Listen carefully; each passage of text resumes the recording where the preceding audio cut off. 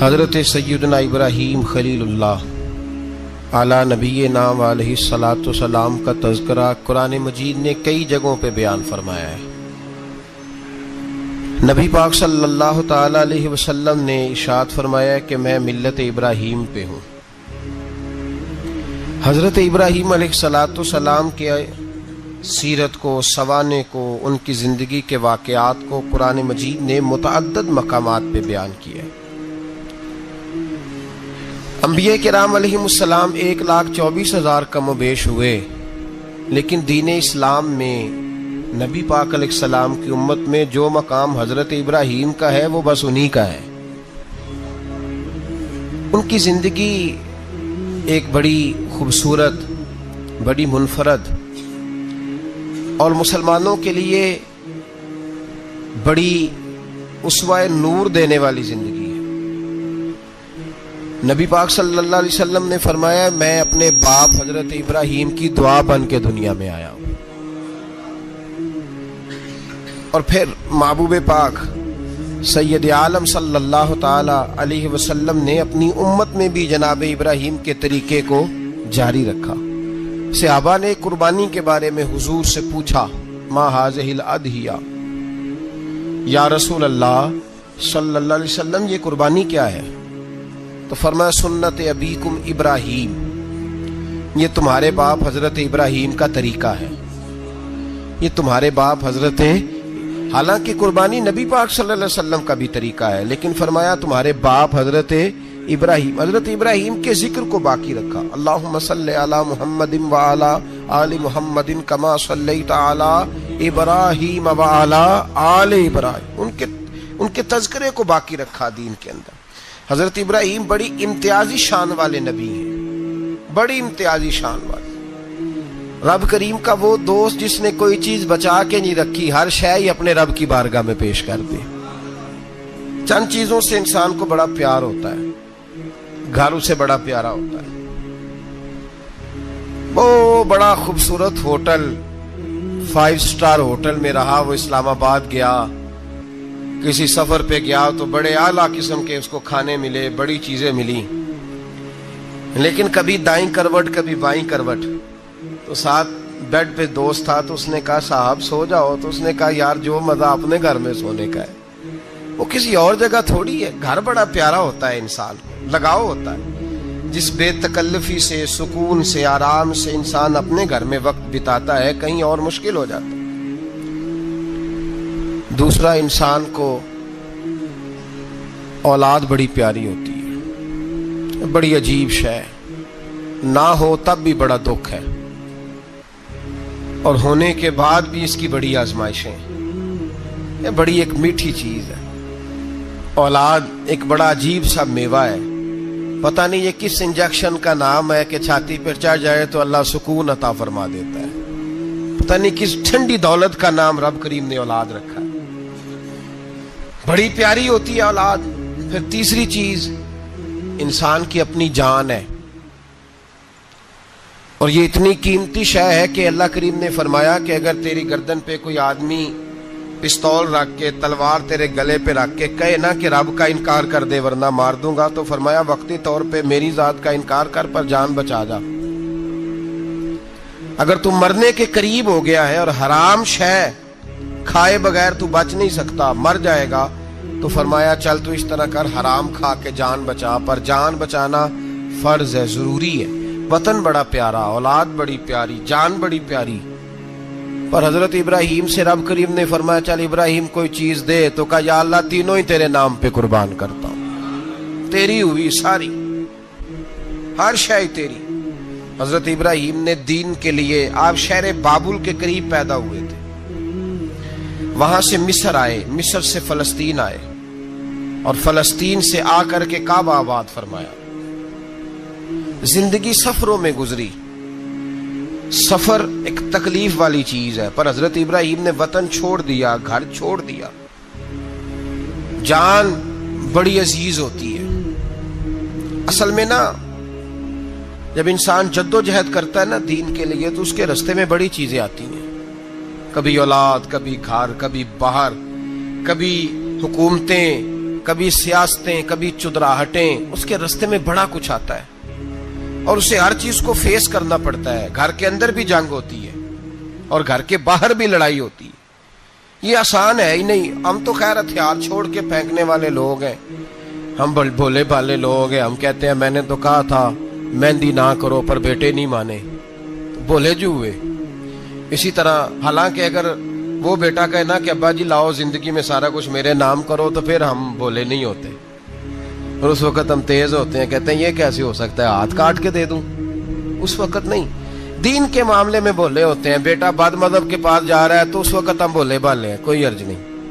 لیکن اگر وہ اپنی پسند کی شادی کرے ہمیں کراس کر کے، پھر ساتھ ہی ہم تیز ہو جاتے ہیں. تو حضرت ابراہیم نے جب دین کے لیے نکلے تو جد و جہد کی، گھر کے اندر بھی گھر کے باہر بھی. آپ کے والد کا نام طارق ہے، وہ توحید پرست تھے، ایماندار تھے، پرہیزگار تھے. آپ کے چچا کا نام آزر ہے، وہ بت پرست تھے، بت بیچا کرتے تھے. حضرت سیدنا ابراہیم علیہ السلام جب میدان عمل میں نکلے تو حضرت ابراہیم علیہ السلام نے اپنے گھر سے جہاد شروع کیا. لڑنا پڑا. گھر کے اصولوں سے، چچا نے جو رواج بنائے ہوئے تھے اس رواج سے ٹکرائے. فرمایا میں اپنے گھر کے اندر یہ بت پرستی نہیں ہونے دیں گا. چچا کو ایک دفعہ نہیں، بار بار 100 دفعہ سمجھایا. آپ کا چچا بت بنا کے بیچا کرتا تھا. حضرت ابراہیم علیہ السلام تھوڑے بڑے ہوئے تو کہنے لگا کہ چلو میرے ساتھ، تم بھی بت بیچنے ہیں، ہمارا کاروبار ہے. حضرت ابراہیم ساتھ نکلے تو بت پکڑا ہے. گندے پانی کے اندر اس بت کو ڈبوتے ہیں، کہتے ہیں کسی نے خریدنا ہے تو خرید لو، نہ یہ نفع دے سکتا ہے نہ نقصان دے سکتا ہے. جو اپنا آپ نہیں بچا سکتا تمہیں کیا بچائے گا، خریدنا ہے تو خرید لو. چچا کہنے لگا تو کاروبار چمکا رہا ہے کہ تباہ کر رہا ہے. گھر میں بڑے معاملات خراب ہوئے، جھگڑے ہوئے، لیکن حضرت ابراہیم علیہ السلام ایک منٹ کے لیے بھی اپنے گھر کے اندر بھی کمپرومائز کرنے کو تیار. یہ تھوڑا مشکل میں نے پہلو چھیڑ دیا ہے، یہ تھوڑا مشکل پہلو چھیڑ دیا ہے. بڑا سمجھدار آدمی ہے پر بیوی سے پردہ نہیں کرا سکتا. سیانا ہے، پنچایت کا بندہ ہے، جو اس سے آپ کہیں گے وہ بات یہ سنائے گا، لیکن کہتا ہے نہیں جی میں نے کوشش کر لی ہے. کس قسم کی کوشش ہے صاحب، یہ کیسے ہو گیا؟ حضرت ابراہیم علیہ السلام نے گھر کے اندر سے فرمایا نہیں کرنے دوں گا. گھر کے اندر بھی ٹکرائے. فرمایا تم جو بھی ہو، پاش پاش کیا چچا کے اصولوں کو. اور باہر جب نکلے تو صرف علاقے کے چیئرمین سے نہیں ٹکرائے، ایم پی ایم این اے وزیر مشیر سے نہیں ٹکرائے. سپر پاور نمرود دنیا کا واحد حکمران تھا اس وقت، دوسرا کوئی حکمران ہی نہیں تھا. اکیلے حکمران سے جا کر ٹکرائے. کوئی ساتھ فوج نہیں تھی، کوئی ساتھ ان کے طاقت بظاہر دنیا داری کی کوئی نہیں تھی، پر حضرت ابراہیم جا کے ٹکرائے. اور میرے رسول پاک صلی اللہ علیہ وسلم نے سند بیان کی. فرمایا افضل الجہاد کلمۃ الحق عند سلطان الجابر. فرمایا سب سے افضل جہاد یہ ہے کہ تو ظالم بادشاہ کے سامنے کھڑے ہو کے حق بات بیان کر دے. یہ سب سے بڑا جہاد ہے. یہ سب سے افضل الجہاد کلمۃ الحق عند سلطان الجابر، سب سے بڑا جہاد. حضرت ابراہیم کھڑے ہو گئے، سپر پاور سے ٹکرائے. یہاں ہم لوگ حکمتوں کا شکار ہیں، دیکھیں گے، کریں گے، سوچیں گے. اور مولوی صاحب کو ویسے کہتے ہیں آپ پرہیز کریں سیاسی باتوں سے. بھئی اللہ کے ہر نبی نے جا کے وقت کے ظالم حکمران کو لتاڑا ہے، للکارا ہے. یہ تو مشن انبیاء ہے. حضرت سیدنا ابراہیم علیہ السلام نے جو اس کو جا کے کہا کہ تو جھوٹ بولتا ہے، تو جھوٹا ہے، تو خدائی کا دعویٰ کرتا ہے، تو بہت بڑا ظالم ہے. اور قرآن مجید نے اس ساری بات کو بیان فرمایا.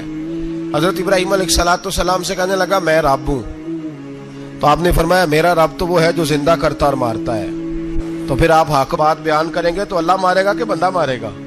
کچھ بھی نہیں ہوتا، کیونکہ زندگی موت کس کے ہاتھ میں ہے؟ اللہ کے ہاتھ میں. زندگی موت اللہ، کچھ بھی نہیں ہوتا. انسان صحیح سمت کا تعین کرے اور صحیح چلے. حضرت علی شیر خدا سے کسی نے کہا تھا کہ آپ کے بڑی دشمنی ہے، کوئی محافظ رکھ لیں. آپ فرمانے لگے موت خود بہت بڑی محافظ ہے، وقت سے پہلے آتی ہی نہیں. بڑی محافظ ہے، وقت سے پہلے. علامہ نورانی رحمت اللہ تعالی علیہ کراچی جیسے شہر میں رہا کرتے تھے، جہاں گام گام پہ خطرہ تھا. लोगों ने कहा हजरत इतने बड़े लीडर हो, आपकी जमात की 62 सीटें हुई कौमी असेंबली में, एक ऐसा वक्त भी आया तो कोई एक आदमी बंदूक वाला, आप फरमाने लगे मुझे जरूरत ही नहीं, इसलिए कि जिस खुदा रसूल के लिए मैं निकला हूं वो खुद ही हिफाजत करने वाले हैं, जरूरत नहीं इन चीजों। तो भाई हजरत इब्राहिम टकराए और आपका अंदाज क्या है? जाके कहा कि तू नहीं, खुदा वो है जो जिंदा करता। और उसने एक बेवकूफों जैसी दलील दी। एक आदमी को कल फांसी देनी थी तो उसको बुलाया, कहने लगा तुझे कब फांसी है? उसने कहा कल। कहने लगा जा तुझे ज़ात किया, जिंदगी दी, उसको छुट्टी दे दी। एक आम आदमी बेचारा बैठा था, उसको पकड़ के ना कहने लगा इसकी गर्दन उड़ा दो। कहने लगा देख लो मैं भी जिंदा करता और मारता हूं, वो जो कल मरने वाला था मैंने जिंदा कर दिया है, और जिसको पता ही नहीं था कि मैंने मरना है उसे पकड़ के मैंने मार दिया है। ये बेवकूफों जैसी दलील है। हजरत सैयदना इब्राहिम अलैहिस्सलाम चाहते तो उसी वक्त दलील तोड़ देते कि तू क्या बेवकूफों जैसी बात कर रहा है, अगर तू जिंदगी देता है तो मरे हुए में जान डाल के दे जिसको तूने मारा है। लेकिन हजरत इब्राहिम ने देखा कि बेवकूफ है, बेवकूफों से बहस नहीं होती, दलील बदल ली जाती है, उनकी अकल के मुताबिक बात की जाती है। हजरत इब्राहिम फरमाने लगे मेरा रब वो है जो सूरज मशरिक से निकालता है और मगरिब में गुरूब करता है, तू अगर रब है तो तू मगरिब से निकाल के मशरिक में गुरूब कर। फबुहितल्लज़ी कफर, काफिर लाजवाब हो गया, उसके पास इस चीज का कोई जवाब नहीं था। अल्लामा इस्माइल हकी ने खूबसूरत फिक्रा लिखा है, खूबसूरत जान डाल दी एक जुमला कह के। हजरत सैयदना अल्लामा इस्माइल हकी रहमतुल्लाह अलैह फरमाने लगे चूंकि नमरूद बेवकूफों जैसी बातें कर रहा था, अगर वो ये कह देता ना कि मैं सूरज को निकालता हूं मशरिक से, मैं गुरूब करता हूं माज़अल्लाह मगरिब में मैं निकालता हूं, तो आप अपने रब से कहिए कि वो मगरिब से निकाल के मशरिक में गुरूब करे। अल्लामा इस्माइल हकी फरमाते हैं रब करीम की आवाज़े कुदरत थी, मालिक हजरत इब्राहिम अलैहिस्सलाम के इस, अगर वो कह देता और हजरत इब्राहिम दुआ कर देते तो रब करीम ने फरिश्तों को तैयार बिठाया हुआ था। फरमाया अगर ये कह दे मेरे खलील से कि सूरज मगरिब से निकाल के मशरिक में गुरूब करना है तो तैयार रहना, जिस तरह खलील कहेंगे वैसे ही कर देंगे। वत्तखज़ल्लाहु इब्राहीम खलीला, इब्राहिम हमारा दोस्त जो हुआ, जैसे कहेगा वैसे कर देंगे। हजरत सैयदना इब्राहिम अलैहिस्सलाम की बातों का जब जवाब ना दे सका, दलील नहीं बंदा देता, फिर लड़ाई करता है, फिर झूठे मोटे एतराज करता है। दलील खत्म होती है तो लोग जातियात पे उतरते हैं, कहते हैं ये खांसता सही नहीं, देखता सही नहीं। दलील खत्म, अब जातियात पे उतरे, कहने लगे मुझे पता चला है कि ये फलानी जगह गया था तो वहां जाके इसने इस तरह किया है। फिर लोग जातियात पे उतरते हैं, जब दलील का जवाब दलील से नहीं दे पाते फिर जातियात पर उतरकर हमले करते हैं। हजरत इब्राहिम के दलाइल का जवाब नमरूद ना दे सका तो कहने लगा कि इसको आग में डाल दो। कौम गई हुई थी सारी, आपने बात सुनी हुई है, मैंने सिर्फ इशारा देना है, मेले पे। तो हजरत सैयदना इब्राहिम अलैहिस्सलाम ने सारे बुत तोड़ दिए, कुल्हाड़ा बड़े बुत की गर्दन पे रखा, वापस आए, कहने लगे बुत किसने तोड़े हैं? तो फरमाया इससे पूछ लो जिसकी गर्दन पे कुल्हाड़ा है। कहने लगे ये तो बोल ही नहीं सकता। तो फरमाने लगे बड़े बेवकूफ हो, जो बोलता ही नहीं, सुनता ही नहीं, अपना आप नहीं बचा सकता, उसकी पूजा करते हो। कहने लगे पकड़ो, दलीलें खत्म हो गई, इसको आग में डालो। बहुत बड़ी हवेली 45 फुट मुरब्बा पे मुश्तमिल एक हवेली बनाई गई और 45 फुट ऊंची। मुख्तलिफ रिवायात, अल्लामा इस्माइल हकी कहते हैं कि 3 महीने तक नमरूद ने कहा कि इसके अंदर लकड़ियां डालो। लोग पूछने लगे कितनी दुनिया जलानी है? कहने लगा बंदा तो एक जलाना है, पर बंदा बड़ा तगड़ा है, एक बंदा। 3 महीने लकड़ियां डाली गईं। और लोगों की जो तुहम्मात होती है ना, वो बड़ी अजीब होती हैं। तुहम्मात मैंने बड़ी तफसील से रमजान मुबारक में गुफ्तगू की थी। बदशगुनी, तुहम्मात लोग लेते हैं, उस वक्त भी लोग तुहम्मात का शिकार हो गए। अकीदा बिगड़ जाता है तो वो अजीबो गरीब बातें करने लगता है, तुहम्मात का शिकार हो गए। बीबियां नजर मानती, मैं बीमार हूं, अगर सही हो गई तो इतने मन लकड़ी दूंगी हजरत इब्राहिम की आग जलाने के लिए। एक औरत लेके जा रही है लकड़ियां, तो एक नेक दिल आदमी ने उससे पूछा कहां जा रही हो? कहने लगी मैंने मन्नत मानी थी तो हजरत इब्राहिम अलैहिस्सलाम को माज़ अल्लाह जलाने के लिए लकड़ियां लेके जा रही हूं, तो वो रब करीम के बंदे कहने लगे तू ढूंढती रहेगी, तुझे वो जगह मिलेगी नहीं। वो बीबी कई महीने घूमती रही, जगह ही नहीं मिली जहां लकड़ियां डालनी, मारी गई। तो हम्माद का शिकार हुए बहुत सारे लोग। तो हम्माद का भाई, तो हम्माद दीन के अंदर मना है। तो हम्माद दीन में कोई नजर मानना, कोई किसी बुजुर्ग के मजार पे जाके साले सवाब के लिए कोई चीज मानना, ये तो दुरुस्त हुआ। लेकिन गैर शरी नजरें मान लेना कि मैं आके गिर्द चक्कर लगाऊंगा, मैं जनाब वहां जाके ये वाला तमाशा करूंगा, मैं धागा बांधूंगा, मैं रस्सा काटूंगा, मैं वहां गंदे औं से पानी पीऊंगा, इनकी शरीयत इजाजत, ये तो हम बात है, बदशगुनी है। दीन में इनकी कोई गुंजाइश। आप नजर मानने से पहले भी किसी आलिम से राब्ता करें कि मैं मन्नत मांगने लगा हूं तो कैसे माननी चाहिए, उसका तरीका पूछें। ऐसे ही गलत चीज की मन्नत थोड़ी मान ली जाएगी। 12 लामदाम बरसरे मतलब हजरत इब्राहिम के लिए आग जलाई गई, 45 फुट ऊंची आग है, परिंदा भी ऊपर से गुजरता है तो नीचे गिर जाता है जल के। इतने दिन लगा के आग जलाई गई, अब हजरत इब्राहिम को जलाया जाने लगा है। यहाँ तो मौजे है ना, जो किसी इदारे का सरबराह है उसके लिए मौज है, किसी जगह ऑफिसर बन गया तो मौज है, पीर साहब के लिए मौज है, अल्लामा साहब के लिए मौज है, खतीब साहब के लिए मौज है। जलना किसको पड़ता है? वाली कोई नहीं रहा इल्ला माशाअल्लाह। वो लोग गुजर गए जो तकलीफें सह के काम करते थे, गुजर गया जमाना। हजरत सैयदना इब्राहिम अलैहिस्सलाम को जलाया जाने लगा है, तो अब इतनी बड़ी आग है तो डाले कैसे? शैतान ने तजवीज दी कि मंजनीक बनाओ, मंजनीक, बड़े बड़े बांस बांध के उनके नीचे रस्सा बांधो। वो जिस तरह झूलने के लिए झूला बनाया जाता है, इस तरह एक मंजनीक पुराने जमाने में उसमें पत्थर रख के फेंके जाते थे दुश्मनों पे। वो मंजनीक बनाई गई कि दूर से हजरत इब्राहिम को फेंकेंगे। हाथ हजरत इब्राहिम के बांध दिए, पांव मुबारक बांध दिए, पूरी जमीन पे एक नाम लेने वाला खुदा का, और उसको आज रस्सियों में जकड़ा हुआ है। जब फेंका जाने लगा ना आग में, हूरे रोने लगी, फरिश्ते तड़पने लगे, ए अल्लाह ये क्या होने लगा है? एक तेरा खलील और वो भी आग में। फरमाया जाओ जाके उससे कहो अगर तुम्हारी मदद लेता है तो उसे बचाओ। हवा का फरिश्ता आया, कहा इब्राहिम अगर तू कहे। ओ भाई, इन चीजों को कहानी समझ के ना सुना करें, ये दास्तान नहीं, ये वो तरीके हैं जो हमारे रसूल ने हमें अपनाने का हुक्म इरशाद फरमाया है। जो अकीदे, ये वो नजरियात है जो हमें ओढ़ने को कहा गया। अपने रब करीम की रिजा पे राजी रहने के ये वो खूबसूरत मौके हैं सूफिया ने जिनको बनाकर समझाकर हम तक पहुंचाया है। ये है अहले तरीकत की बातें। वो कहते हैं यार जिस हाल में रखे राजी रहना है। हजरत इब्राहिम अलैहिस्सलाम को फेंका जा रहा है, फरिश्ता आया, ए अल्लाह के खलील अगर हुक्म दो तो इतनी हवा चलाऊं कि नमरूदी जल जाए सारे, आग उन पे फेंक दी जाए। आपने फरमाया तू जा, तुझसे मुझे कोई काम नहीं। थोड़ी देर के बाद पानी का फरिश्ता आया, कहा हुजूर इतनी बारिश बरसाऊंगा कि आग बुझ जाएगी। फरमाया तू जा, तुझसे कोई काम नहीं। अब जब मंजनीक में रख दिए गए, आग में जाने का लम्हा है, तैयारी है, हजरत जिब्रील अमीन हाजिर खिदमत हुए। कहा इब्राहिम कोई हाजत? फरमाया तुझसे कोई नहीं। कहा चलो मुझसे नहीं तो रब करीम से ही बात कर लो, मुझे पता है मैं छोटा हूं, आप मुझसे मदद क्यों लोगे, रब करीम से ही बात कर ले। तो हजरत इब्राहिम कहने लगे जिब्रील ये बता, रब को नहीं पता उसका खलील किस हाल में है? उसे नहीं पता मैं किस हाल में हूं, मेरे हाथ बंधे हैं, पैर बंधे हैं आग में, उसे नहीं पता। बताया तो उसे जाता है जिससे खबर ना हो। तो अगर उसे पता है तो अगर वो जलाने पे राजी है तो मैं भी जलने को तैयार हूं, मैं तैयार हूं, मैं तैयार हूं। उसे कहो ठीक है।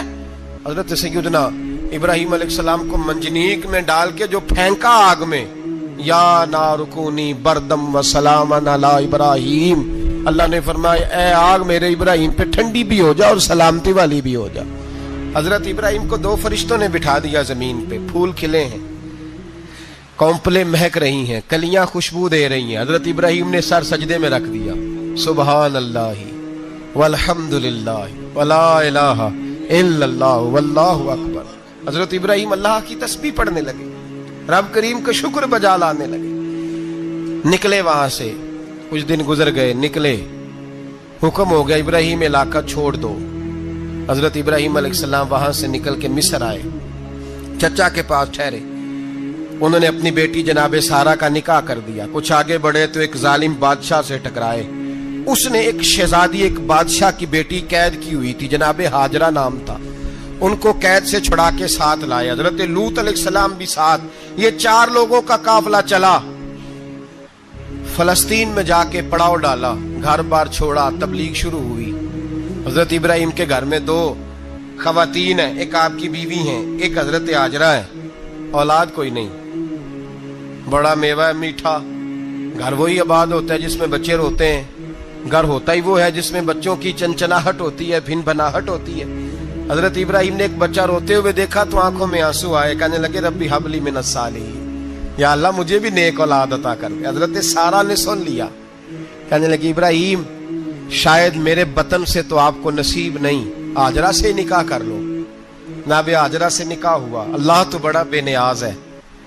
رب کریم نے حضرت اسماعیل جیسا خوبصورت بیٹا عطا فرمایا. بیٹا کالا سیاہ بھی ہو تو سینے کی ٹھنڈک ہوتا ہے, پر یہ تو وہ بیٹا ہے جس کی پیشانی میں نور محمدی چمکتا ہے صلی اللہ علیہ وسلم. حضرت سیدنا اسماعیل علیہ اتنے خوبصورت.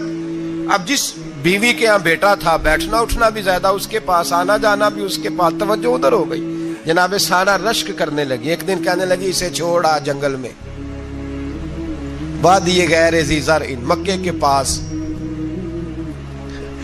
بھائی ایک بیٹا عالم دین بنا لو. کہنے لگا روٹی کہاں سے کھائے گا؟ تیرے 5 بیٹے ہیں, کو حافظ قرآن بنا. کہتے روٹی کہاں سے کھائے گا؟ وہ بچہ بھی کہتا ہے میں کہاں سے کھاؤں گا. حضرت ابراہیم علیہ السلام تو چند مہینے کا بچہ چھوڑ آئے, تو کہاں سے روٹی کھائی حضرت اسماعیل نے؟ کہاں سے کھائی ان کی اماں نے روٹی؟ بھوکے مر جاتے ہیں یہ سارے. میں بڑی ذمہ داری سے کہا کرتا ہوں کہ جتنی خوبصورت روٹی اللہ کریم دین کے خادموں کو عطا کرتا ہے شاید کسی اور کے نصیب ہوتی ہو, لیکن ہم لوگ توجہ ہی نہیں کر رہے. ہمارا ذوق ہی نہیں بن رہا. ہم یہ محنت ہی نہیں کر رہے کہ قوم کو مستند علماء کی ضرورت ہے. علاقوں کے علاقے خالی ہیں, ادھر ہمارا مزاج ہی نہیں بن رہا, توجہ ہی نہیں دین کی خاطر. اور پھر چلے بچے تو بعد کی بات ہے نا, جو ابھی خود جوان ہے وہ بھی یہ دعا. ایک صاحب مجھے کہنے لگے میں دعا مانگ رہا ہوں اللہ مجھے بیٹا دے تو میں اسے دین پہ لگاؤں گا. تو میں نے کہا آپ بھی بوڑھے نہیں ہوئے, آپ خود ہی لگ جائیں. بیٹا تو ابھی آئے گا تو لگے گا نا. تو آپ تو اس وقت ہے تو آپ تو پہلے لگے نا صاحب. 2 گھنٹے تو نکال کے آئے, دین سیکھنے کو کافی ہے. آپ اتنی لمبی سوچ رہے ہیں کہ بچہ آئے گا تو بڑا ہوگا تو وہ جائے گا تو دیکھی جائے گی. ابھی تو آپ ہیں تو آپ تو آؤ. حضرت ابراہیم نے بچہ وہاں چھوڑا. یہاں سے جو عمرہ کرنے لوگ جاتے ہیں نا, جو حج کرنے جاتے ہیں, ان کو پتا ہے کہ وہاں دنیا کی ہر نعمت ملتی ہے, پھر بھی ڈبل ٹرپل پیسے لوگ جیبوں میں ڈال کے جاتے ہیں. حضرت ابراہیم جب وہاں لے کے گئے تو کوئی انسان نہیں تھا, پانی کا قطرہ نہیں تھا. 2 کلو کھجوریں, ایک مشکیزہ. بیوی کو تھمایا. ہمارے گھر میں ہزاروں چیزیں پڑی ہیں, لیکن وہ جو توکل ہے نا وہ ختم ہو گیا ہے. اللہ دے گا, حلال حلال پہ قناعت کرے, جائز جائز پہ بھروسہ کرے, رب کریم عطا کرنے والا ہے. وہ مزاج ختم ہو گیا. حضرت سیدنا ابراہیم علیہ السلام 2 کلو کھجوریں, ایک مشکیزہ پانی کا دے کر کے, اور وہاں بٹھایا آپ نے اپنے بچے کو اور اپنی زوجہ جناب ہاجرہ کو, اور بٹھا کر کے یہ واپس پلٹنے لگے. تو حضرت ہاجرہ سلام اللہ علیہ نے آواز دی, کہا ابراہیم کس کے سہارے پہ چھوڑ کے جا رہے ہیں؟ جہاں آب زمزم کا کنواں ہے نا, جو لوگ گئے ہیں انہوں نے صفا مروہ کی صحیح کی ہے, صفا مروہ سے باہر نکلے نا, سرکار کی ولادت کا مقام ہے, اس جگہ پہ آب زمزم کا کنواں تھا. وہاں حضرت سیدنا ہاجرہ کو بٹھایا. کوئی چیز نہیں, کوئی درخت نہیں, کوئی کھیت نہیں, کوئی پانی نہیں, کوئی کنواں نہیں. وہاں بٹھایا اور بٹھا کر کے نکلنے لگے تو جناب ہاجرہ فرمانے لگی ابراہیم کس کے سہارے پہ چھوڑ کے جا رہے ہو؟ کہنے لگے اللہ کے سہارے پہ. تو پاک باز بی بی نے ایک لفظ پوچھا, کہا ابراہیم یہ میرے رب کا حکم ہے, یہ میرے, بس جن کا عقیدہ توحید مضبوط ہو ان کے لیے ایک جملہ کافی ہوتا ہے, یہ میرے اللہ کا حکم ہے. تو جناب ابراہیم علیہ السلام فرمانے لگے ہاجرہ ہاں رب کا حکم ہے. جب یہ لفظ کہے تو چاہیے تھا نا حضرت ابراہیم تسلی دیتے, تو بی بی صاحبہ تسلی دینے لگی. عرض کرنے لگی ابراہیم اگر اللہ کا حکم ہے تو پھر آپ ہماری فکر نہ کرنا, اگر یہ رب کا حکم ہے تو پھر ہماری فکر نہ کرنا. جس رب نے ہمیں یہاں تک پہنچایا ہے وہ ہمیں کبھی بھی ضائع نہیں فرمائے گا. پھر پھر فکر نہ کرنا. حضرت ابراہیم آ گئے, بات آپ نے سنی ہوئی ہے, اشارہ کرنا مقصود ہے. 13 سال میں چلے مان بھی لیا جائے بعض روایات کی روشنی میں کہ آتے جاتے بھی رہے, لیکن مکمل دیکھ بھال اپنے بچے کی پرورش میں پورا حضرت ابراہیم علیہ السلام کا کردار, سارا کردار ماں کا تھا. میں جب خواتین کے بارے میں کوئی بات کرتا ہوں تو میں آپ کو اکثر کہتا ہوں کہ یہ صرف بیوی کے لیے حکم نہیں ہوتا, یہ ٹریننگ بیٹی کو دینی ہے اور بہن کو دینی ہے. یہ تربیت کرے اپنے گھر میں. میں تجربے کی روشنی میں یہ بات عرض کیا کرتا ہوں کہ بھائی بچے باپ کے فرما بردار اس وقت ہوتے ہیں جب اماں انہیں باپ کا فرما بردار کرتی ہے, اور بچے باپ کے نافرمان بھی تب ہوتے ہیں جب اماں انہیں باپ کا. میں نے اپنے کانوں سے سنا ایک دفعہ ایک بچہ اپنے باپ سے کہہ رہا ہے آپ نے تو ساری زندگی باہر گزار دی, پیسے کمانا کون سا مشکل کام ہے, دکھ سکھ تو سارے اماں نے برداشت کیے, سکولوں میں وہ جاتی تھی, فلانا کام وہ کرتی تھی, فلانا کام. اب یہ سوچ اس کی ذاتی تو نہیں, یہ اس کو دی گئی ہے. اور اگر اس کو یہ سوچ دے دی جائے کہ اماں کہے کہ میں تو اپنوں میں رہی ساری زندگی, میں نے تو اپنوں میں وقت گزارا, اور تیرا باپ تو کئی دفعہ جنازے بھی نہیں پڑھ سکا, نے تو ماں باپ ایسے دفن کر دیے, وہ اگر یہ سوچ فراہم کرے تو پھر بچہ باپ کا فرما بردار ہوتا ہے. اور یہ والی روایتیں ہم بیوی کو سناتے ہیں, حالانکہ کس کو سنانی چاہیے بولیے؟ بہن اور بیٹی کو. بہن اور بیٹی کو سنائیں یہ باتیں, ان کو سمجھائیں تاکہ آگے جا کے وہ جو گھر ترتیب دیں وہ گھر بڑا عمدہ اور نکھرا ہوا ہو. حضرت سیدنا ابراہیم 13 سال کے بعد آئے, چونکہ گھر میں اللہ تبارک و تعالیٰ کی دوستی کا چرچا تھا, اللہ تبارک و تعالیٰ کی محبوبیت کا غلبہ تھا. 13 سال کے بعد فلما بالغ معہ سعیا, بیٹا جب اتنا بڑا ہوا کہ سال چلنے لگا تو حضرت ابراہیم نے اپنے بیٹے کو بلا کے کہا بیٹا مجھے خواب آئی ہے, میں تجھے ذبح کر رہا ہوں, تیری کیا رضا ہے؟ تو حضرت اسماعیل کہنے لگے یا ابت افعل ما تؤمر, ابا جی اللہ جیسے حکم دیتا ہے میرے ساتھ ویسے ہی کریں, جیسے اللہ حکم دیتا ہے ویسے ہی بولیے ویسے ہی کریں. حضرت حاجرہ کو کہا کہ ایک دوست نے دعوت کی ہے تو وہاں جا رہے ہیں, بی بی مطمئن ہے, تفصیلات کی ضرورت نہیں, ختم بات, اعتبار ہے, مطمئن ہو گئی. شیطان پیچھے سے آیا اماں کے پاس, ذرا تھوڑی دیر کے لیے تصور جمائیے, یہاں تو پڑوسن آ کے کوئی بات بتا دیتی ہے خاوند کے بارے میں تو کئی مہینے جھگڑا جاری رہتا ہے, پڑوسن محلے دار. شیطان نے آ کے بتایا لفظ کیا ہے, کہا حضرہ تمہیں پتا ہے کہاں جا رہے, کہا دوست کی دعوت میں. تو کہنے لگے دوست کون ہے؟ رب کریم, اور ابراہیم کا خیال ہے کہ اس رب نے مجھے حکم دیا ہے کہ میں ذبح کروں. تو حضرت حاجرہ کہنے لگی کبھی باپ بھی بیٹے ذبح کرتے ہیں؟ شیطان کہنے لگا ان کا خیال ہے کہ ان کے رب نے حکم دیا ہے. جناب حاجرہ فرمانے لگی اگر رب نے حکم دیا تو پھر تو مجھے شیطان لگتا ہے, تو مجھے شیطان لگتا ہے. کا کیا مطلب؟ فرمانے لگی اگر رب کریم کا حکم ہے تو میرے پاس ایک اسماعیل ہے, اگر 1000 بھی ہوتے میں سارے اللہ کے راستے میں پیش کر دے دیتی. مالک کا ہی تو ہے سارا کچھ, اسی کا ہے, اس میں لیت اللہ کی کیا گنجائش. حضرت سیدنا ابراہیم علیہ السلام نے بیٹے کے حلق پہ چھری رکھ بھی دی اور چھری چلا بھی دی, رکھ بھی دی, اور وہ تو اللہ کریم نے فرمایا یا ابراہیم قد صدقت الرؤیا, ابراہیم تو نے خواب سچا کر دکھایا, وہ قیامت تک تیرا نام رہے گا. حضرت ابراہیم نے وطن بھی دیا, جان بھی دی, بیٹا بھی, اللہ کریم نے دمبے دیے, فرمایا یہ فدیہ ہے. اب یہ قربانی قیامت تک حضرت ابراہیم کے طریقے کے مطابق جاری ہے. حضرت ابراہیم بہت بڑے مہمان نواز تھے, بہت بڑے. آپ جب مصر میں قیام تھا تو بڑے بڑے لمبے چوڑے لنگر پکتے تھے, لوگ آیا جایا کرتے تھے, بڑا تفصیل کے ساتھ کھانا ہوتا تھا. مہمان نوازی آپ کی خاص صفت مبارکہ ہے. ہمارے ہاں بھی مہمان نوازی ہوتی ہے امیروں کی, بلکہ اب تو مہمان نوازی اس طرح کی ہے کہ کل تیری میرے پاس دعوت ہے اور پرسوں میری تیرے پاس ہے. وہی امیروں میں وہ چکر رہتا ہے, پارٹیاں دوست ایک دوسرے کو ڈالتے ہیں, تیری طرف پارٹی تیری طرف. اور اسی انداز میں اب یہ عید آئے گی نا, ٹکا پارٹیاں ہوں گی جگہ جگہ, اور لوگ سوال پوچھنے لگے ابھی سے, کہتے ہیں قربانی کا کتنا گوشت گھر رکھنا جائز ہے, قربانی کا کتنا گوشت گھر رکھنا جائز ہے؟ سارا ہی جی. اس لیے فریزر لے لے, فریج سے نہیں کام چلے گا. سارا ہی جہاز گھر رکھنا سارا ہی جائز ہے، رکھ لیں۔ او خدا کے بندے، قربانی وہ بندہ دیتا ہے جو سارا سال ہی گوشت کھاتا ہے، صحیح کہہ رہا ہوں؟ قربانی صاحب نصاب صاحب استطاعت بندہ دیتا ہے نا، تو وہ سارا سال ہی گوشت، تو سارا گھر میں رکھنا بھی جائز ہے، لیکن سارا دے دینا بھی۔ تو جو آ رہی ہے اس پہ کیوں توجہ کرتے ہو؟ جو دوسرا جائز ہے اس پہ کیوں نہیں عمل کرتے؟ سارا تقسیم کر دیں، بات ختم ہوئی۔ یقین کریں، محرم میں جا کے دوست ٹیلی فون کر کے سوال پوچھتے ہیں، کہتے ہیں صاحب سنا ہے قربانی کا گوشت محرم میں کھانا جائز نہیں۔ میں کہ نہیں، ربیع الاول چ بھی جائز جے، رجب رمضان تک کھاؤ، کوئی بندہ نہیں منع کرتا، اس لیے کہ کسی کو دینا تو پسند ہی نہیں، یا پھر اس میں سے جو خاص خاص چیزیں ہیں وہ اپنی فریج میں، اور باقی جو ہے وہ دوسروں کے لیے۔ یہ کیا طریقہ ہے ہمارا؟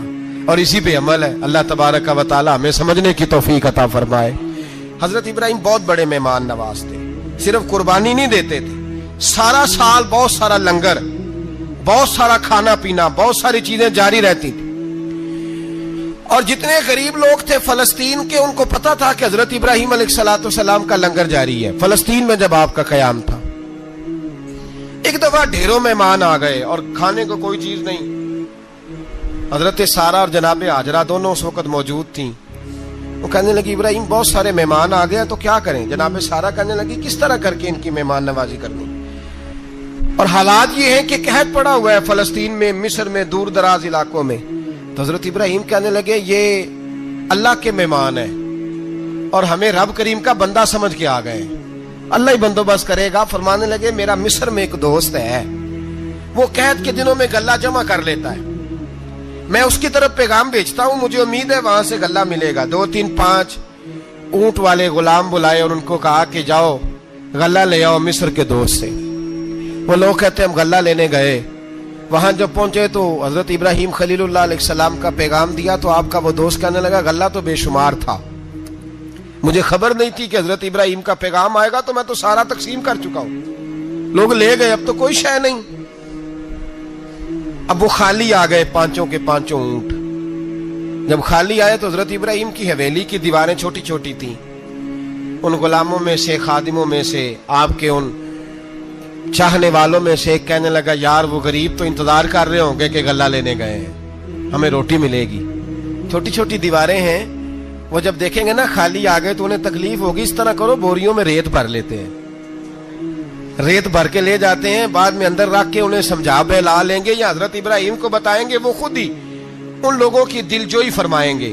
اب غلہ کی جگہ ریت بھر کے اونٹوں پہ رکھ کے لائی گئی، لا کے بوریاں جب رکھ دی گئیں، حضرت ابراہیم علیہ السلام دوپہر کے وقت آرام فرما رہے تھے، بی بی سارہ اٹھی، کہتی ہیں جب میں نے دیکھا نا کہ بوریاں پہنچ گئی ہیں تو گئی، غلام کو ساتھ لیا اور اس کو جب کھولا نا تو کہتی اتنی حسین گندم میں نے پہلے کبھی دیکھی نہیں تھی، اتنا پیارا دانا میں نے کبھی ملاحظہ ہی نہیں کیا تھا۔ فرماتی ہیں جب اس کو پیس کر چکی میں روٹیاں پکائیں تو خوشبو دور دور تک پھیل گئی، اعلیٰ غذا بنی، بڑے بڑے کھانے بیبیوں نے مل کے پکائے، چن دیے گئے، حضرت ابراہیم اٹھے تو لوگ کھانا کھا رہے ہیں، سجدہ شکر ادا کیا، اور جب سجدے میں گئے تو وحی آنے لگی، پھر رونے لگے۔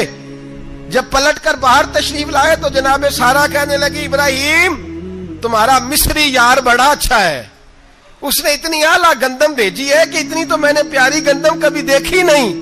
جناب ابراہیم مسکرائے، فرمانے لگی سارہ یہ مصری یار نے نہیں بھیجی، یہ میرے عرشی یار نے بھیجی ہے، یہ میرے عرشی یار نے بھیجی ہے۔ بھائی مہمان نوازی مزاج تھا، ہاتھ لٹا دینا مزاج تھا، دوسروں کی اشک شوئی مزاج تھا۔ حضرت ابراہیم علیہ السلام کا طریقہ ہے قربانی، حضور نے ان کا طریقہ بیان کیا۔ اگر سال کے بعد قربانی دینا ان کا طریقہ ہے تو سارا سال غریبوں کو روٹی دینا بھی حضرت ابراہیم کا طریقہ ہے، سارا سال غریب کی نوکری کرنا یہ بھی حضرت ابراہیم کا طریقہ ہے، بھوکے کو کھانا کھلانا یہ بھی۔ میرے مصطفیٰ کریم سید عالم صلی اللہ علیہ وسلم سے صحابہ نے پوچھا حضور بہترین مسلمان کون ہے؟ بہترین مسلمان؟ تو حضور نے فرمایا جو سلام لینے میں پہل کرے اور غریب کو روٹی کھلانے میں سب سے اچھا ہو، وہ بہترین مسلمان ہے، زبردست مسلمان۔ ہمارے ہاں دعوتیں ہوتی ہیں تو امیروں کی، افطاریاں ہیں تو امیروں کی، اور میرے مصطفیٰ کریم علیہ السلام نے فرمایا بدترین دعوت ہے جس میں امیر بلائے جائیں غریب نہ بلائے جائیں، وہ بدترین دعوت۔ حضرت ابراہیم کا طریقہ رہا ساری زندگی مہمان نوازی. اور دوسرا ان کا مزاج تھا, اللہ سے پیار ہو گیا تھا نا. جب رب کریم سے محبت ہوتی ہے نا اور محبت کا احساس ہوتا ہے دل میں, پھر سجدے لمبے ہوتے ہیں. عام آدمی تو نماز بھی نہیں پڑھ سکتا, جسے خدا سے محبت ہوتی ہے وہ تہجد بھی نہیں چھوڑ سکتا. وہ یہ محبت کی بات ہے نا, جس کو پیار ہوتا ہے اس کی تہجد بھی ہے, اس کی اشراق بھی ہے, چاشت بھی ہے, اس کے عمرے بھی ہیں, اس کے حج بھی ہیں, اس کے بار بار کعبۃ اللہ کے دیدار بھی ہیں. یہ محبت الہی ہے, جوش مارتی. ان لوگ سجدہ کرتے ہیں تو اٹھتے ہی نہیں. اللہ کے بندوں سے پیار کرتے ہیں, اللہ کی. حضرت ابراہیم کو رب کریم سے اتنی محبت تھی, اتنا پیار تھا کہ وہ آپ کی زندگی کے ہر پہلو سے چھلکتا تھا. ایک وقت ایسا آیا کہ اللہ تعالیٰ نے حضرت ابراہیم کو بہت زیادہ مال عطا فرمایا. اتنے اونٹ گنے نہیں جاتے, گائیں اتنی زیادہ کہ شمار نہیں ہوتی, بکرے بکریاں اتنی زیادہ کہ شمار, بہت زیادہ مال اللہ نے عطا فرمایا. اور ابھی کچھ عرصہ پہلے آپ پیچھے جائیں نا تو جو لفظ مال تھا وہ روپے پہ تو بولا ہی نہیں جاتا تھا, وہ جانوروں پہ بولا جاتا تھا. بہت زیادہ مال اللہ نے دیا, بکریاں, گائیں, اونٹ, بیل, بڑا کچھ. تو رب کریم نے فرشتوں سے فرمایا کہ واتخذ اللہ ابراہیم خلیلا, ابراہیم میرا دوست ہے. تو فرشتے کہنے لگے یا اللہ جسے اتنا کچھ دیا جائے اس نے دوست تو بننا ہی ہوتا ہے, تو نوازا ہی پڑا ہے, اتنا مال, اتنے کھیت کھلیان, اتنا کچھ. اللہ کریم نے فرمایا جاؤ آزمائش کر لو, امتحان لے لو. فرشتہ امتحان لینے پہنچ گیا. حضرت ابراہیم کے جانور چر رہے ہیں چراگاہ میں, حضرت ابراہیم بھی ہیں, غلام بھی ہیں, بہت بڑا ریوڑ ہے. آپ تشریف فرمائیں. ایک فرشتہ آیا تو کھیت میں چھپ کے بیٹھ گیا اور بلند آواز سے کہنے لگا سبحان اللہ والحمد للہ ولا الہ الا اللہ واللہ. یہ تسبیح بڑی پسند ہے, محبوب نے ان کی فضیلت بیان کی. اب وہ حضرت سیدنا ابراہیم علیہ السلام کھڑے تھے تو وہ کھیت میں بیٹھ کے تسبیح پڑھنے لگا سبحان اللہ والحمد للہ ولا الہ الا اللہ. حضرت ابراہیم کہنے لگے یہ میرے رب کا نام کون لے رہا ہے, بڑی اس کی میٹھی آواز ہے, بڑی کون ہے. ڈھونڈنے لگے, گھومتے گھومتے اس کے پاس چلے گئے, فرشتہ انسانی شکل میں. تو میرے رب کا ذکر کر رہا تھا؟ اس نے کہا میں ہی کر رہا تھا. فرمانے لگے یار ایک دفعہ پھر نہیں کرتا. تو کہنے لگا ابراہیم پہلے تو میں اپنی مرضی سے کر رہا تھا, تو کہتا ہے تو پیسے لگیں گے, پیسے ہیں تو کر دیتا ہوں. حضرت ابراہیم کہنے لگے بول تو کیا لے گا, میرے اللہ کا ذکر سنانے کا کیا لے گا. کہنے لگا جتنی بکریاں آپ چرا رہے ہیں ساری دے دے تو میں اللہ کا ذکر سنا دیتا ہوں. اور آپ نے فرمایا بس جا تیری ساری ہوئی, میرے رب کا ذکر سنا. اور پھر شروع ہو گیا سبحان اللہ الحمد للہ ولا الہ الا اللہ واللہ اکبر.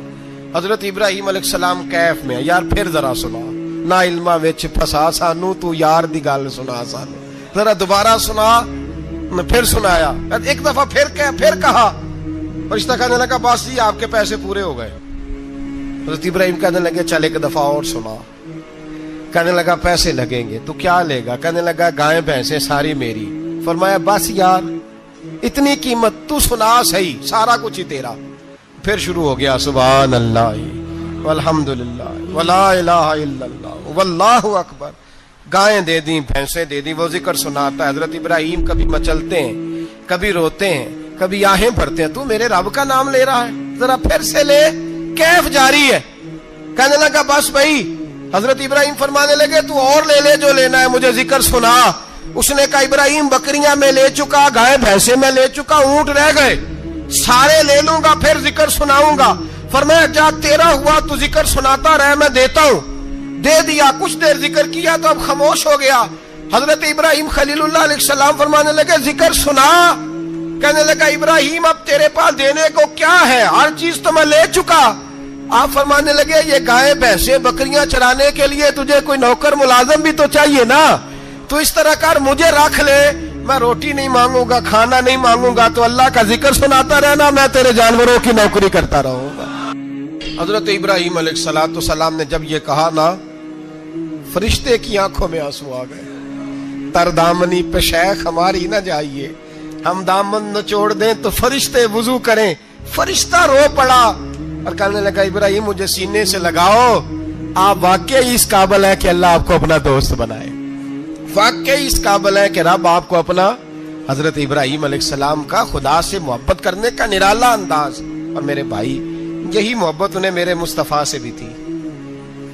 ایک نبی گھر بنا رہا ہے، دوسرا بنوا رہا ہے۔ حضرت اسماعیل علیہ السلام پتھر اٹھا اٹھا کے لا رہے ہیں، جناب ابراہیم بنا رہے ہیں۔ جب خانہ کعبہ بن گیا تو کہنے لگے ربنا وابعث فیہم رسولا، اے اللہ اب اسے بسانے کے لیے اپنا آخری رسول بھی عطا فرما۔ نبی پاک فرماتے ہیں میں دعا ہوں حضرت ابراہیم کی۔ یہ قربانی حضرت ابراہیم کا طریقہ ہے۔ حضور نے اگرچہ نبی پاک کی اپنی سنت تھی، یہ بھی کہہ سکتے تھے سنتی و سنت ابیکم ابراہیم، میری سنت ہے اور تمہارے باپ ابراہیم کی سنت ہے، یہ نہیں فرمایا۔ جب صحابہ نے کہا قربانی کیا ہے، فرمایا سنت ابیکم ابراہیم، یہ تمہارے باپ ابراہیم کی سنت ہے۔ ہر صاحب نصاب پر قربانی واجب ہے۔ جو زکوٰۃ کا نصاب رکھتا ہو اس پر قربانی واجب ہے، یعنی ضروریات سے زیادہ اتنے پیسے جتنے پیسوں سے زکوٰۃ فرض ہوتی ہے، اتنے پیسے جس آدمی کے پاس قربانی سے پہلے پہلے آ جائیں اس آدمی پر قربانی کرنا واجب ہے۔ بکرا، چھترا، دمبا 1 سال کا یا دمبا 6 مہینے کا ہو پر اتنا بڑا محسوس ہوتا ہو کہ لگے کہ 1 سال کا ہے، اس کی قربانی ہو سکتی ہے۔ جانور میں کوئی عیب نہیں ہونا چاہیے، اتنا کمزور نہ ہو کہ ذبح جہاں اسے کرنا ہے وہاں وہ چل کے جا نہ سکے، اتنا کمزور جانور نہ ہو، اس کے اندر بظاہر کوئی اتنا بڑا نقص نہ پایا جاتا ہو، کانا نہ ہو، لنگڑا نہ ہو، کوئی اس کی ہاتھ نہ کٹے ہوئے ہوں، ایسا نقص جو واضح ہو۔ بکرا 1 سال کا، گائیں اور بھینس یہ 2 سال کی، اونٹ 5 سال کا۔ اب اس میں یہ ہے کہ ہمارے بہت سارے دوست چونکہ ہم دیہاتی لوگ ہیں تو پوچھتے ہیں کہ دوندا نہیں ہے تو چوگا نہیں ہے، تو یہ ہماری پنجابی کی اصطلاحات ہیں، پنجابی کی۔ شریعت اسلامیہ نے سال بتائے ہیں، یہ تو ہم نے اپنی آسانی کے لیے، یا دیہاتوں میں جو ماحول تھا اس طرح کا جانور لیں، خوبصورت جانور لیں۔ جو نصاب ہے وہ بھی میں نے آپ کو بتایا، لیکن ایک اور پہلو بھی ہے۔ نبی پاک صلی اللہ علیہ وسلم پہ زکوٰۃ کبھی فرض نہیں ہوئی، کبھی حضور پہ زکوٰۃ فرض نہیں ہوئی۔ نبی پاک صلی اللہ علیہ وسلم کے پاس اتنا سرمایہ کبھی اکٹھا ہوا ہی نہیں کہ زکوٰۃ فرض ہو، لیکن نبی پاک کے صحابہ فرماتے ہیں کہ مدینے کے 10 سالوں میں اللہ کے رسول نے ہر سال قربانی فرمائی ہے، ہر سال قربانی دی۔ اور جس سال حضور حج کرنے گئے اس سال اللہ کے نبی نے 63 اونٹ ذبح فرمائے، اور حضور صلی اللہ علیہ وسلم جب اونٹ ذبح کرنے لگتے نا تو صحابہ کہتے ہیں اونٹ خود دوڑ کے حضور کے سامنے آ کے لیٹ جاتا، اور نبی پاک اسے ذبح کرتے اور فرماتے ہیں ایک دوسرے کو دھکے دیتے اونٹ کے، پہلے میں نے جانا ہے ذبح ہونے کے لیے، پہلے میں نے، انہیں پتا تھا کہ جو مصطفیٰ کے ہاتھوں ذبح ہوگا وہ تو دائمی زندگی پا جائے گا، یہاں بھی وہاں بھی زندہ۔ 63 اونٹ ذبح کیے۔ ایک اونٹ میں کتنی قربانیاں ہوتی ہیں؟ 7۔ اب 63 کو 7 سے ضرب دو گے تو کتنی بنے گی؟ اور پھر نبی پاک صلی اللہ علیہ وسلم نے 10 سال مدینہ منورہ میں قربانی دی، ہر سال۔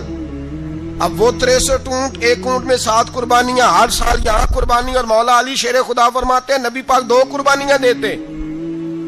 میں نے کہا حضور 2 جانور ذبح کر رہے ہیں آپ، تو حضور نے فرمایا ایک میری طرف سے، ایک میری امت کی طرف سے، غریبوں کی طرف سے۔ اور حضرت علی کو حضور نے وصیت فرمائی تو 2 دیا کرے گا۔ یا رسول اللہ صلی اللہ علیہ وسلم میں غلام ہوں، خادم ہوں۔ حضور نے فرمایا علی ایک تو نے اپنی دینی ہے، ایک میری طرف سے دینی ہے۔ 2 قربانیاں۔ مولا علی نے بھی ساری زندگی 2 قربانیاں دی۔ حضرت علی بھی مال کے نصاب نہیں تھے، اپنا مکان ہی نہیں تھا، کوئی کاروبار نہیں تھا، کئی دن فاقے رہتے تھے، پر قربانیاں کتنی دیتے تھے؟ 2۔ ہمارے پاس ویسے اگر سسرال میں، میکے میں، کزنوں میں کچھ شادی ہو جائے تو 50-60 ہزار کا خرچہ برابر ہے، وہ پکا ہے۔ اور قربانی کی باری غریب ہو گئے، سارے غریب ہو گئے، کہتے نہیں یہاں مشکل ہے۔ او خدا کے بندے، اللہ کے ساتھ تجارت کر، اس کے رستے میں 1 دے گا، رب تجھے 70 گنا اضافہ کے ساتھ عطا فرمائے گا۔ قربانی مال کے نصاب پہ ہے۔ کوشش کیا کریں کہ اللہ کے رستے میں جب دینا ہو پھر لیت اللہ سے بچیں، خوبصورت جانور لائیں۔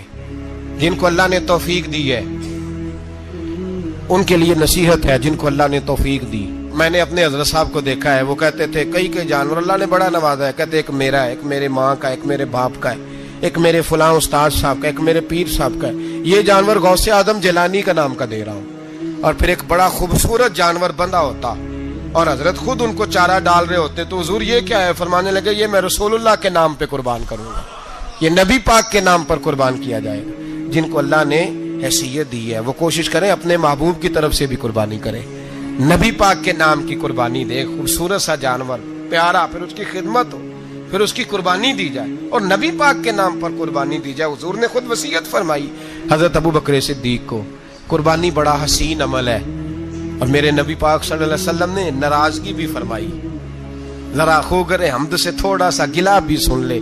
میرے حبیب نے فرمایا جو طاقت کے باوجود قربانی نہ کرے وہ ہماری عیدگاہ میں عید کی نماز پڑھنے نہ آئے، وہ نہ آئے۔ اور یا رسول اللہ جو کرے گا، فرمایا قربانی کے جانور کا خون کا قطرہ بعد میں زمین پہ گرے گا، اللہ اس کے سارے گناہ پہلے معاف فرما دے گا، اللہ اس کے سارے گناہوں کو بخشے گا۔ قربانی کریں، خوبصورت انداز میں کریں، اللہ کی رضا کے لیے۔ بزرگوں نے لکھا ہے 3 حصے کرو گوشت کے، ایک گھر میں رکھو، ایک رشتہ داروں میں بانٹو، پڑوسیوں میں بانٹو، اور تیسرا فقط غریبوں کو دو۔ لیکن میں اکثر یہ سوچتا ہوں کہ ہمارے ہاں قربانی کرتا ہی وہ ہے جن کے گھر میں ہر جمعرات کو چھوٹا گوشت پکتا ہے، اور جن کے گھر میں ہفتے میں 3 دفعہ مرغی کا گوشت پکتا ہے، وہی تو قربانی دینے کے قابل ہوتے ہیں۔ تو وہ بھی اگر قربانی کے بکرے میں سے بھی تیسرا رکھنا چاہیں تو اجازت تو ہے، میں نے کہا سارا رکھنے کی بھی اجازت ہے، لیکن اگر آپ مہربانی کریں، کوشش کریں کہ یار ہم تو سارا سال ہی کھاتے ہیں، اور ہمارے ہاں جو گوشت تقسیم ہوتا ہے نا وہ بھی باری لگی ہوئی ہے، ادھر سے پلیٹ آئی تھی گوشت کی تو ادھر سے بھر کے چلی گئی، بھئی اس نے کی ہے، اس کو بار بار گوشت دینے کا کیا مطلب ہے؟ آپ یہ دیکھیں عزیزوں میں، رشتہ داروں میں، اور میں اگر تھوڑا سا آپ کی توجہ کرانے میں کامیاب ہو جاؤں تو سفید پوش لوگوں کو دیکھیں، کچھ سفید پوش ہیں، سفید پوش جن کے اوپر قرضے ہیں، بیماریوں نے جکڑ لیا ہے، گھر میں بڑے بڑے سخت مریض آ گئے ہیں، سفید پوش پہلے دیا کرتے تھے۔ آپ ان سے پوچھتے ہیں صاحب قربانی، تو بات کو ٹالتے ہیں، وہ کہتے ہیں سوچ رہا ہوں کوئی حصہ ڈال جائے، پردہ پوشی کرتے ہیں، کہتے ہیں کہیں حصہ رکھا ہوا ہے، پردہ پوش۔ اکثر وہ لوگ قربانی نہیں دے پاتے، اکثر دیا کرتے تھے اب نہیں دے پا رہے، کیوں؟ اس لیے کہ مشکلات ایسی آ گئیں۔ ان لوگوں کا خیال کریں، ان کے گھروں تک گوشت پہنچا کے آئیں، ان پر توجہ کریں۔ وہ سفید پوش آدمی کبھی ذکر نہیں کرے گا، کچھ تو ایسے ہیں جو خود پہنچ جاتے ہیں کہ ہمیں گوشت دیا جائے، لیکن کچھ سفید پوش ہیں لا یسألون الناس الحافا، اللہ فرماتے ہیں کچھ لوگ لپٹ لپٹ کے سوال نہیں کرتے، سفید پوشی کا بھرم رکھتے ہیں، کا مزاج نہیں۔ ان کی طرف دیکھیں، اپنے رشتہ داروں کو دیکھیں، خاص کر ان رشتہ داروں کو دیکھیں جن کا آپ کو پتہ ہے کہ غریب ہیں۔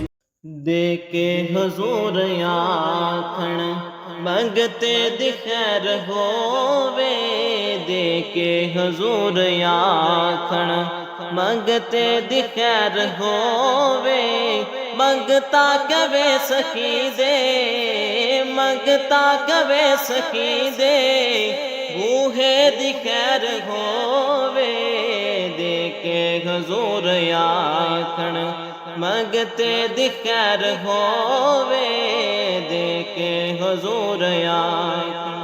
اور جنت بڑی جگہ لگیا جڑی جگہ تے، جنت بڑی جگہ